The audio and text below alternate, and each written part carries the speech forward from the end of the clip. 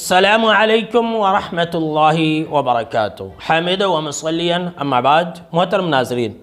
اس سے پہلے میں نے آپ کو ایک درس دیا تھا کہ جو لوگ ہر وقت بڑبڑاتے رہتے ہیں، بک بک کرتے رہتے ہیں، ایسے لوگ اللہ کی نظر میں بہت ہی زیادہ مبغوض ہیں۔ تو اسی ٹاپک کے تحت آج میں آپ کو یہ پیغام دینے والا ہوں اور یہ بتانے والا ہوں کہ ایسے لوگ جو ہر وقت بڑبڑاتے رہتے ہیں، اللہ رب العالمین کی نظر میں قابل نفرت تو ہے ہی ہے، آپ صلی اللہ تعالیٰ علیہ وسلم کی نظر میں بھی ایسے لوگ بہت ہی زیادہ مبغوض ہیں،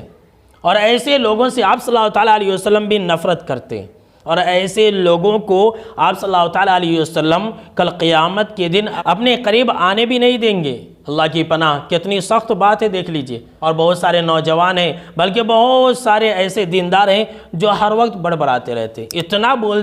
بولتے ہیں کہ پکا دیتے ہیں۔ تو ایسے لوگوں کو اپنے انجام کی فکر کرنی چاہیے۔ آئیے اس بارے میں ترمذی کی یہ بالکل ہی صحیح روایت سنتے ہیں، اور اس حدیث کے راوی حضرت جابر رضی اللہ تعالی عنہ ہیں، کہتے ہیں کہ آپ صلی اللہ تعالی علیہ وسلم نے فرمایا، ان ابغضکم الی وابعدکم منی مجلسی یوم القیامت، یعنی کہ کل قیامت کے دن حشر کے میدان میں میرے نزدیک سب سے زیادہ قابل نفرت وہ انسان ہوگا، اور میری مجلس سے سب سے زیادہ دور وہ انسان ہوگا جو بہت ہی زیادہ پھینکنے والا ہوگا، جو بہت ہی زیادہ بڑبڑانے والا ہوگا، جو بہت ہی زیادہ باتیں کرنے والا ہوگا، جو باتونی انسان ہوگا۔ ایسے لوگ سب سے زیادہ قابل نفرت ہوں گے، اور ایسے لوگوں کو میں اپنے قریب بھی آنے نہیں دوں گا۔ آگے آپ صلی اللہ تعالیٰ علیہ وسلم نے فرمایا، اور ایسے لوگ بھی قابل نفرت ہوں گے، میری مجلس سے دور ہوں گے جو لوگ المتفحقون ہوں گے۔ صحابہ کرام نے عرض کیا کہ اے اللہ کے نبی اکرم و مکرم صلی اللہ تعالیٰ علیہ وسلم، یہ المتفحقون کون لوگ ہیں؟ تو آپ صلی اللہ تعالیٰ علیہ وسلم نے فرمایا کہ المتفحقون یہ المتکبرون لوگ ہیں، یعنی کہ بات کرتے ہوئے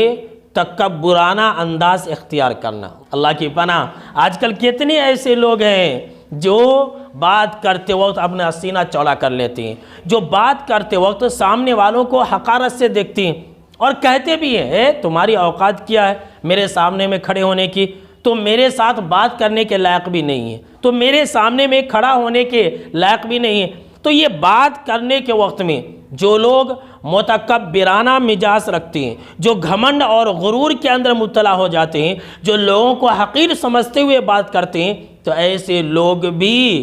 کل قیامت کے دن آپ صلی اللہ تعالیٰ علیہ وسلم کی مجلسوں سے دور ہوں گے۔